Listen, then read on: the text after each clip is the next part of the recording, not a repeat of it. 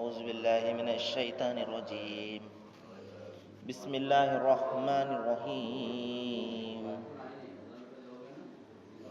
وإذ قلتم يا موسى لن نؤمن لك حتى نرى الله جهرة فأخذتهم الصاعقة وأنتم تنظرون ثم بعثناكم من بعد موتكم لعلكم تشكرون صدق الله العظيم. అనంత కరుణామయుడు, అపార కృపాశీలుడు, పాలకుడు, పోషకుడు, ప్రతిఫల దిన యజమాని అయిన సర్వ సృష్టికర్త అల్లాహ్ పేరుతో ప్రారంభిస్తున్నాను. సోదరులారా, సోదరిమణులారా, అయ్యలారా, అమ్మలారా, అస్సలాము అలైకుం రహమతుల్లాహి వబరకాతుహు. సర్వ సృష్టికర్త అయినటువంటి అల్లాహ్ యొక్క కరుణ, శాంతి, సమాధానము మన అందరి జీవితాలలో కురియుగాక. ఇంతవరకు మీ ముందు మహాప్రవక్త, కారుణ్యమూర్తి, మానవాళి అంతిమ ప్రవక్త అయిన ముహమ్మద్ సల్లల్లాహు అలీహి వసల్లం వారి మీద ఆ సర్వ సృష్టికర్త అయినటువంటి అల్లాహ్ అవతరింపజేసినటువంటి అంతిమ దైవ గ్రంథం దివ్య ఖురాన్ యొక్క 2వ అధ్యాయం నుండి 56వ వాక్యం యొక్క అరబీ మూలంను పఠించడం జరిగింది. దీని యొక్క తెలుగు అనువాదం ఏమిటంటే, అల్లాహ్ ఈ విధంగా సెలవిస్తున్నాడు: మూసాతో మీరు అన్న మాటలను జ్ఞాపకం తెచ్చుకోండి. ఓ మూసా, మేము అల్లాహ్ను కళ్ళారా చూడనంత వరకు నీ మాటలను ఎంత మాత్రము విశ్వసించము. అదే సమయంలో మీరు చూస్తూ ఉండగానే ఒక భయంకరమైన పిడుగు మీపై పడింది. మీరంతా నిర్జీవులై నేల కొరిగారు. మళ్ళీ మేము ప్రాణం పోసి మిమ్మల్ని లేపాము. కనీసం ఈ ఉపకారం తర్వాత అయినా మీరు కృతజ్ఞత చూపుతారేమోనని. సోదరులారా, మీ అందరికీ కూడా నేను గతంలో చెప్పే ఉన్నాను, ప్రవక్త ముహమ్మద్ సల్లల్లాహు అలైహి వసల్లం వారు నేటికి సుమారు 1500 సంవత్సరాలకు పూర్వము మక్కా నగరంలో జన్మించడం జరిగింది. మరి ఆయన ఒక 40 ఏండ్ల పాటు పరిశుద్ధమైనటువంటి, పవిత్రమైనటువంటి జీవితాన్ని మక్కా ప్రజల ముందు ఒక ఉదాహరణగా, ఒక నమూనాగా దైవం ఆయన యొక్క జీవితాన్ని చూపించడం జరిగింది. మరి ఈ 40 సంవత్సరాల జీవితంలో ఆయన ఏనాడు కూడా, ఏ విషయంలో కూడా అబద్ధం అనేది ఎరగనటువంటి వ్యక్తి, అబద్ధం ఆడడం అనేది ఎరగనటువంటి వ్యక్తి. మరి అందరి తలలో నాలుకలాగా ఆయన వెలిగేవారు, అందరికీ ప్రేమను పంచేవారు, మరి అందరికీ కూడా సహాయం చేసేవారు. ఆయనను ఎంతో ప్రేమగా సాదిక్ అని పిలుచుకునేవారు. సాదిక్ అంటే సత్యవంతుడు అని, ఎప్పుడు కూడా అబద్ధం అనేది తెలియనటువంటి వ్యక్తి అని. అదేవిధంగా ఆయన ఆమీన్ అని పిలుచుకునేవారు. అమీన్ అంటే విశ్వసనీయుడు అని అర్థం అన్నమాట. మరి ఈ విధంగా మరి సమస్త ప్రజలలో కూడా, సమస్త మక్కా ప్రజలలో కూడా ఆయన ఎంతో తలలో నాలుకగా ఉన్న సమయంలో అల్లాహుతాలా ఆయనను తన అంతిమ ప్రవక్తగా ఎన్నుకోవడం జరిగింది. మరి ఆ కాలంలో ఉన్నటువంటి ఆ ప్రజలలో అనేకమైనటువంటి నైతికమైనటువంటి చెడులు ప్రబలి ఉన్నాయి. ఆ కాలంలో మరి మద్యపానం కానివ్వండి, వ్యభిచారం కానివ్వండి, మరి దారిదోపిడీలు కానివ్వండి, అనేకమైనటువంటి సామాజిక చెడులు ప్రపంచం అంతా కూడా, ఆ మక్కా ప్రపంచం అంతా కూడా చోటు చేసుకుని ఉన్నాయి. మరి అటువంటి సందర్భంలో ప్రవక్త ముహమ్మద్ సల్లల్లాహు అలైహి వసల్లం వారి వద్దకు తమ ప్రవక్తగా దైవం పంపించడం జరిగింది. మరి ప్రవక్త సల్లల్లాహు అలైహి వసల్లం వారిని వారి యొక్క విశ్వాసాన్ని ముందుగా సరిచేయడం ప్రారంభించారు. దైవం పట్ల వారికి ఉండే అవగాహనను ముందు అది సరిచేయడం ప్రారంభించారు. ఎందువలనంటే ఆ కాలంలో ప్రతి వ్యక్తి కూడా దైవానికి అనేక మందిని సాటి కల్పించేవాడు. విచిత్రంగా కనిపించిన ప్రతి దానిని కూడా తన దైవంగా భావించేవాడు. ఈ విధంగా మక్కా గృహంలో మరి ఇప్పుడు ఎవరైతే హజ్ యాత్రలు చేస్తుంటారో, మరి అటు ఆ గృహం ఆ కాలంలో మరి అనేకమైనటువంటి విగ్రహాలతో నిండిపోయి ఉండేది. 360 ఆ మక్కాలో తెగలు ఉండేవి. మరి ప్రతి తెగ వారు కూడా తమకు నచ్చినటువంటి ఒక రూపాన్ని కల్పించుకుని అక్కడ ఆరాధించేవారు. మరి ఇటువంటి పరిస్థితుల్లో ప్రవక్త ముహమ్మద్ సల్లల్లాహు అలైహి వసల్లం వారి యొక్క విశ్వాసాన్ని సరిచేయడం ప్రారంభించారు. ఓ ప్రజలారా, దైవం కేవలం ఒక్కడు మాత్రమే. ఆయనకు ఎటువంటి రూపాన్ని మీరు కల్పించకండి. ఆయనకు రూపం మనకు ఎవరికి కూడా తెలియదు. కాబట్టి దైవం ఒక్కడిని మాత్రమే మీరు ఆరాధించాలి. ఇదే నిజమైనటువంటి ధర్మము అని వారి యొక్క విశ్వాసాన్ని ఆయన సరిచేయడం ప్రారంభించారు. మరి ఎవరైతే ఆయనను విశ్వసించారో, ఆయన మాటలను ఎవరైతే విశ్వసించారో, మరి వారందరూ కూడా ఒక సమూహంగా ఏర్పడడం జరిగింది. వారిని విశ్వాసులు అని పిలవడం జరిగింది. మరి ఎవరైతే ఆయనను విశ్వసించలేదో, మరి ఆయన మీద అనేకమైనటువంటి బాధలను వారు పెట్టడం జరిగింది, బాధలకు గురి చేయడం జరిగింది. ఇంకా ముందుకు వెళ్ళి ఆయనను చంపడానికి కూడా ప్రయత్నం చేయడం జరిగింది. మరి ఇటువంటి పరిస్థితుల్లో అల్లాహుతఆలా ఆజ్ఞ ఇవ్వడం జరిగింది. ఓ ప్రవక్త ముహమ్మద్, మీరు మక్కా నుండి మదీనాకు వలస వెళ్ళిపోండి. అక్కడ మీ యొక్క సందేశాన్ని వారికి వినిపించండి. ఇక్కడ ఈ మక్కా పట్టణంలో మీరు ఎవరికైతే వినిపించారో వారందరూ కూడా విశ్వాసులుగా, ఎవరైతే మీ యొక్క మాటను విశ్వసించారో వారు విశ్వాసులు అయిపోయారు. మరి ఎవరైతే విశ్వసించలేదో వారిని మీరు విడిచిపెట్టి మీరు మదీనా నగరానికి వలస వెళ్ళండి అని చెప్పి అల్లాహుతఆలా ఆజ్ఞ ఇవ్వడం జరిగింది. మరి ప్రవక్త ముహమ్మద్ సల్లల్లాహు అలైహి వసల్లం వారు మక్కాను విడిచివి తను పుట్టి పెరిగినటువంటి ఆ యొక్క తన ఊరిని ఆయన భారంగా ఎంతో బాధతోటి ఆయన విడిచిపెట్టి మదీనా నగరానికి వలస వెళ్ళినప్పుడు 13 ఏళ్ల పాటు ప్రవక్త ముహమ్మద్ వారు మక్కా నగరంలో సందేశాన్ని వినిపించారు. కేవలం ఒకే సందేశాన్ని వినిపించారు. ఓ ప్రజలారా, దైవం ఒక్కడే అనండి, మీరు సాఫల్యాన్ని పొందుతారు. కూలు లా ఇలాహ ఇల్లల్లాహ్ తుఫ్లిహూన్. ఆయన తప్ప మరొక ఆరాధ్యుడు లేడు. మరణం తర్వాత మరొక జీవితం ఉన్నది. ఆ జీవితంలో మీరు దైవం ముందు సమాధానం చెప్పుకోవాలి అని ఈ యొక్క విశ్వాసానికి సంబంధించినటువంటి ఆ యొక్క అంశాలను గురించే ఎక్కువగా వారికి సరిచేయడం జరిగింది. ఆ తర్వాత మదీనా వెళ్ళగానే ప్రవక్త వారికి ఒక కొత్త జాతి ఎదురయ్యింది. వారే యూదులు. ఈ యూదులు ఎవరంటే, మరి ఇజ్రాయెల్ పేరుతోటి ఏ దేశమైతే ఈ రోజున పలస్తీన్ యొక్క భూభాగాన్ని ఆక్రమించుకొని భయంకరమైనటువంటి దాష్టీకాన్ని కొనసాగిస్తుందో, అమెరికాను తన గుప్పిట్లో పెట్టుకుని ప్రపంచం మొత్తాన్ని మోసం చేస్తుందో తన మీడియా ద్వారా, ఈ యొక్క యూదులు అనబడే ఈ ఇజ్రాయెల్ జాతి యొక్క పూర్వీకులు అన్నమాట. ఆ పూర్వీకులు యూదులు, వీరు ఒకప్పుడు దైవానికి అత్యంత ఇష్టమైనటువంటి జాతి. అనేక మంది ప్రవక్తలను దైవము ఈ జాతి నుండి పుట్టించడం జరిగింది. మరి వీరు ఫిరౌన్ అనే ఒక భయంకరమైనటువంటి రాజు యొక్క బానిసత్వంలో ఉన్నప్పుడు అల్లాహుతాలా వారి జాతి నుండే మూసా అనే ఒక ప్రవక్తను పంపించి వారిని బయటకు తీసుకురావడం జరిగింది. ఆ తర్వాత సముద్రాన్ని రెండుగా చీల్చి వారికి ఒక బాటను ఏర్పాటు చేసి ఆ యొక్క ఫిరౌన్ ప్రజలను ఎవరి బానిసత్వంలో అయితే వారు ఉండేవారు, ఎవరైతే వారిని కష్టాలు పెట్టేవారు, వారిని వారి కళ్ళ ముందే ముంచివేయడం జరిగింది. ఇన్ని సజీవ నిదర్శనాలు చూసిన తర్వాత కూడా వీళ్ళు ఏం చేశారు? ప్రవక్త మూసాను దైవము సినాయి కొండ మీదకు పిలవడం జరిగింది. ఓ మూసా, నేను నీకు ధర్మశాస్త్రాన్ని ప్రసాదిస్తాను. ఎందువల్లంటే అప్పటి వరకు కూడా యూదు ప్రజలకు ఒక ధర్మశాస్త్రం అంటూ లేదు.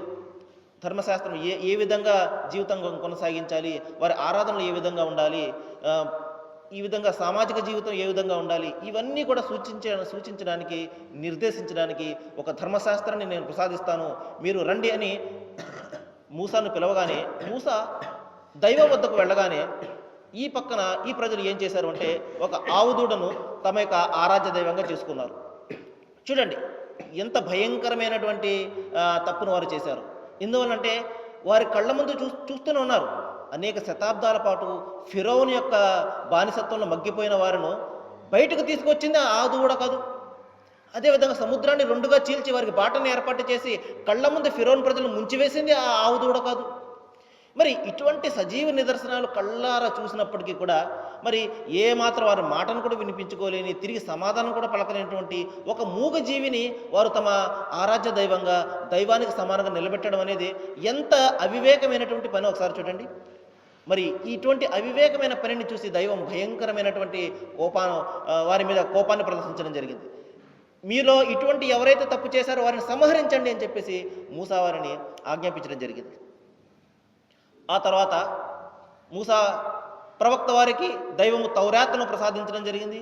అది తీసుకుని ఆయన సంతోషంతో తన ప్రజల వద్దకు రాగానే ఆ ప్రజలు ఈ విధంగా అంటున్నారు, ఓ మూసా, మీరు చెప్తున్నారు అల్లాహుతాలా మీకు తౌరాత్ను ప్రసాదించాడు అని, కానీ మేము అల్లాహను కళ్ళారా చూడనంత వరకు మేము మీ మాటను నమ్మము అని సమాధానం చెప్పడం జరిగింది. చూడండి సోదరులారా, ఎంత భయంకరమైనటువంటి మనస్తత్వం గల ప్రజల వాళ్ళు. కళ్ళ ముందు చూస్తూనే ఉన్నారు అల్లాహ్ యొక్క సజీవమైనటువంటి నిదర్శనాలను, కళ్ళ ముందు చూస్తూనే ఉన్నారు సముద్రం రెండుగా చీలిపోవడాన్ని. మరి ఇన్ని సజీవమైనటువంటి నిదర్శనాలను వారు కళ్ళారా చూసినంత తర్వాత కూడా మేము అల్లాహను చూడనంత వరకు మేము విశ్వసించము అనే మాటను వారు ఏ విధంగా పలకగలిగారు ఒకసారి చూడండి. మరి ఎంత తలబిరుసుతనంతో వారు కొట్టుమిట్టాడేవారు ఒకసారి చూడండి. మరి అటువంటి పరిస్థితులే నేడు ఆ యొక్క ఇజ్రాయెల్ జాతి వరకు కూడా ఉంది. మరి ఎప్పుడైతే ఈ భయంకరమైన మాట అంటారో వారి మీద ఒక పిడుగుపడింది, వారందరూ కూడా చచ్చిపోవడం జరిగింది. అప్పుడు వెంటనే మూసా వారు అల్లాహను ప్రార్థిస్తారు, ఓ అల్లా, కొద్దిమంది చేసిన దానికి సమస్త ప్రజలను మీరు కాలరాస్తారా? మీరు ఈ విధంగా మీరు కొద్దిమంది చేసిన దానికి అందరికీ కూడా శిక్షను వెయ్యకండి అని చెప్పేసి ప్రార్థించగానే అల్లాహ్ తిరిగి వారిని బ్రతికించడం జరిగింది. ఎందుకు? దీని తర్వాత ఆయన మీరు కృతజ్ఞత చూపుతారేమోనని. వారు అల్లాహ్ యొక్క ఆజ్ఞకు వ్యతిరేకంగా ఎప్పుడు మీరినప్పుడు అల్లాహ్ తాలా వారిని తిరిగి క్షమించేవాడు. దీని తర్వాత ఆయన వీరు కృతజ్ఞులుగా మారతారేమో అని. ఆ తర్వాత మరొక సందర్భాన్ని ఇక్కడ జ్ఞాపకం చేస్తున్నాడు అల్లాహ్ తాలా. మరి మొత్తం ఆ బనీ ఇస్రాయేల్ ప్రజలందరూ కూడా సుమారు 6 లక్షల మంది వారు ఫిరౌన్ యొక్క బానిసత్వం నుండి బయటకు వచ్చిన తర్వాత మరి వారు తిండి తిప్పలు లేక వారు మలమల మాడుతున్నటువంటి పరిస్థితుల్లో, ఎందువలంటే 6 లక్షల మందికి ఆహారం అనేది చాలా చాలా కష్టతరమైనటువంటి విషయం. మరి ఇటువంటి పరిస్థితుల్లో తమ ప్రవక్త మూసాను వారు అర్థిస్తున్నారు, ఈ విధంగా తిండి తిప్పలు లేక మేము మాడిపోతున్నామే, మాకు ఆహారం ఎలా అని అనగానే ప్రవక్త మూసా వారు అల్లాహ్ను ప్రార్థిస్తారు, యా అల్లా, నా ప్రజలకు ఆహారాన్ని ప్రసాదించు అని. అప్పుడు అల్లాహ్ తాలా పైనుండి మన్, సల్వా అనే 2 ఆహారాలను అక్కడ ప్రసాదించడం జరిగింది. మన్ అనేది ఒక రకమైనటువంటి గింజలు, చాలా తీయటి గింజలు. ఈ విధంగా మంచు ఏ విధంగా కురిసేదో ఆ విధంగా ఆకాశం నుండి ఆ మన్ అనే ఆహారము వారి మీదకు కురిసేది. వారు చాలా తేలికగా తీసుకుని దానిని తినేవారు. అదేవిధంగా సల్వా అనేది ఒక రకమైనటువంటి పిట్ట. ఈ విధంగా పిట్టలు కూడా అనేక పిట్టలు వాళ్ళ కళ్ళ ముందు ఈ విధంగా వారి చేతికి అంది వచ్చేవి. ఈ విధంగా దైవము వారికి ఏ మాత్రం కూడా కష్టం కలగకుండా మన్, సల్వా అనే ఆహారాన్ని వారి కొరకు దించడం జరిగింది. మరి ఇప్పుడు కూడా చూడండి సోదరులారా, అల్లాహ్ తాలా అనేకమైనటువంటి అనుగ్రహాలను ప్రజల ముందు కురిపిస్తుంటాడు, కానీ ప్రజలు ఆ అనుగ్రహాలను గుర్తించే పరిస్థితులు ఈరోజు ఉండరు. ఉదాహరణకు చూడండి, మనకు ఏదైనా వస్తువు మన చేతిలో ఉందనుకోండి, దాని యొక్క విలువ మనకు తెలియదు.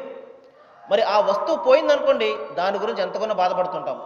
వస్తువే కాదు, మనకు సంబంధించిన వారు కూడా, ఎవరైనా మనకు సంబంధించిన వారు కానివ్వండి, మన బంధువులు కానివ్వండి, మన స్నేహితులు కానివ్వండి, వారు మన వద్ద ఉన్నంత కాలము వారి యొక్క విలువ మనకు తెలియకుండా ఉంటుంది. మరి ఎప్పుడైతే వారు ఒకసారి చనిపోవడమో లేకపోతే ఎక్కడికైనా మన నుండి దూరంగా వెళ్ళిపోవడం జరిగిందనుకోండి, వాళ్ళని తలుచుకుని బాధపడుతుంటాం, అరే ఆ విధంగా చేశాను, నేను చేయకుండా ఉంటే ఎంత బాగుండేది అని చెప్పేసి.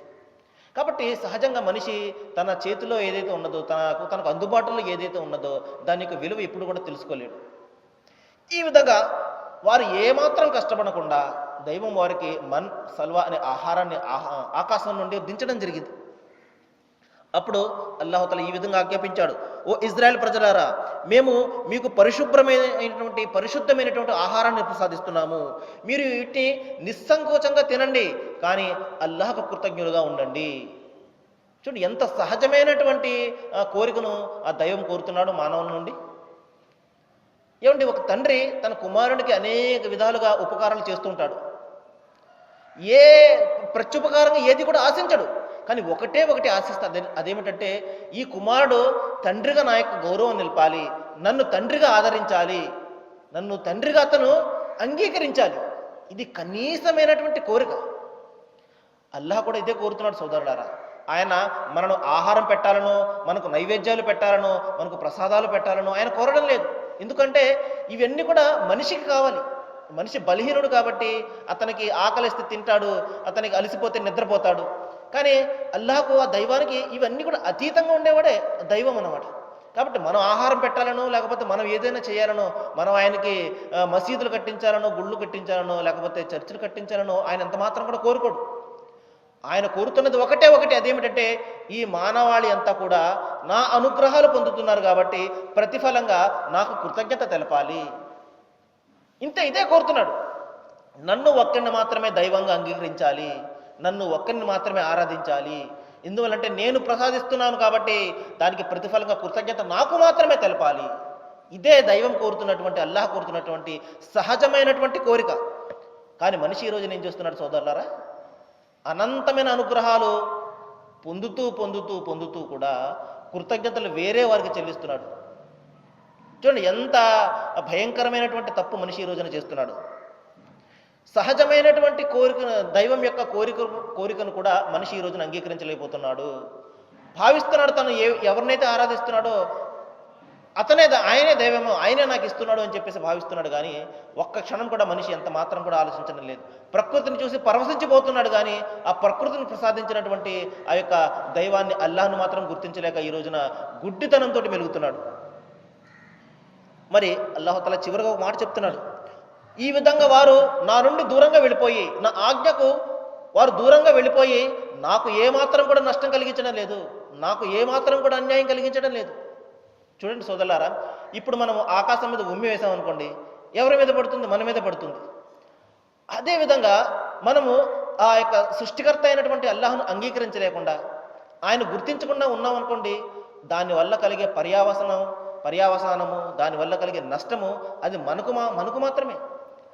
సమస్త ప్రపంచం, సమస్త మానవాళి అందరూ కూడా, సమస్త విశ్వం అంతా కూడా ఆయన యొక్క ఆరాధనను మానివేసినా కూడా ఆయన గొప్పతనంలో ఏ మాత్రం కూడా తగ్గదు. ఎందువలంటే ఆయన వద్ద కోటాను కోట్లైనటువంటి దైవదూతలు అనుక్షణం కూడా దైవం యొక్క స్తోత్రాన్ని, స్తుతిని చేస్తూనే ఉన్నారు. ఆయన యొక్క గొప్పతనాన్ని, ఘనతను కొనియాడుతూనే ఉన్నారు. చూడండి ఆ పక్షులు, చూడండి ఆ చెట్లు, ఆ పుట్టలు, మనం వాటి యొక్క భాషను అర్థం చేసుకోలేం కాబట్టి మనకు తెలియదు.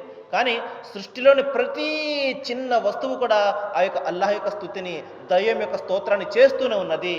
యుస్తబ్బిహులిల్లాహు మాఫిస్ సమావాతి వ మాఫిల్ అర్జ్ అని చెప్పేసి ఖురాన్లో చెప్పడం జరిగింది. సృష్టిలో ఉన్న ప్రతీది కూడా, భూమి ఆకాశాల మధ్య ఉన్న ప్రతీది కూడా అల్లాహ్ యొక్క స్తోత్రాన్ని చేస్తుంది. కోడి మనము కొక్కరొకో అంటుందని చెప్పేసి మనం భావిస్తుంటాం. కానీ అది తన భాషలో దైవాన్ని స్తుతిస్తుంది. అది కాబట్టి సృష్టిలో ప్రతీది కూడా దైవాన్ని సృష్టిస్తుంది. చివరకు మనిషి యొక్క శరీరం కూడా అల్లాహ్ ఇచ్చినటువంటి, దైవం ఇచ్చినటువంటి ఆ యొక్క రూల్స్కు అనుగుణంగానే మనిషి జీవితం గడుపుతుంటాడు. ఉదాహరణకు చూడండి, మన చేతివేళ్ళు ముందుకు మాత్రమే ముడుస్తాయి, వెనక్కి వెళ్ళలేవు. ఎందువలంటే అల్లాహుతఆలా దాన్ని నిర్దేశించలేదు, ముందుకు మాత్రమే అవి ముడవాలని నిర్దేశించడం జరిగింది. కాబట్టి మనిషి శరీరం అంతా కూడా దైవం ఇచ్చినటువంటి ఆ యొక్క ఆజ్ఞకు లోబడే జీవితం గడుపుతుంది. కానీ ఒక్క మనిషి మనస్సు మాత్రము దైవము మన యొక్క ఆధీనంలో పెట్టాడు. Freedom of choice. మనము మన యొక్క మనస్సును దైవం ఇచ్చినటువంటి ఆజ్ఞ ప్రకారమైన జీవితం గడపవచ్చు, లేకపోతే మనకి ఇష్టం వచ్చినట్టయినా జీవితం గడపవచ్చు. అయితే కలిగే పర్యావసనానికి బాధ్యత మాత్రం మనమే వహించాలి. ఇక్కడ ఈ ప్రపంచము ఇష్టమైనటువంటి మనకు ఇష్టమైన విధంగా ఈ ప్రపంచంలో జీవితం గడపవచ్చు. కానీ చివరికి ఆ పర్యావసనాన్ని, ఆ యొక్క ఫలితాన్ని ఎదుర్కొనే బాధ్యత కూడా మన మీదే ఉన్నది.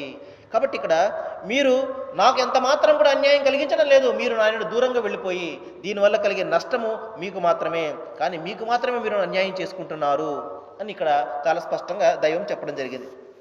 ఇక తర్వాత విషయంకి వచ్చేసరికి ఇంకొక సందర్భాన్ని కూడా జ్ఞాపకం చేస్తున్నాడు అల్లాహుతఆలా.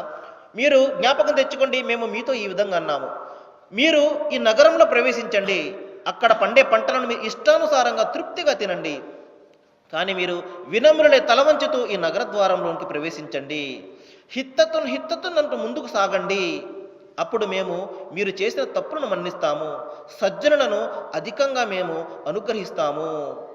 చూడండి, ఇప్పుడే మనము చూసాము, ఆ బనీ ఇశ్రాయేల్ ప్రజలకు దైవం ఏమాత్రం కూడా కష్టం కలగకుండా మీరు సల్వా అనే ఆహారాన్ని ఆకాశం నుండి దింపడం చూసి వారు ఏం చేశారండి?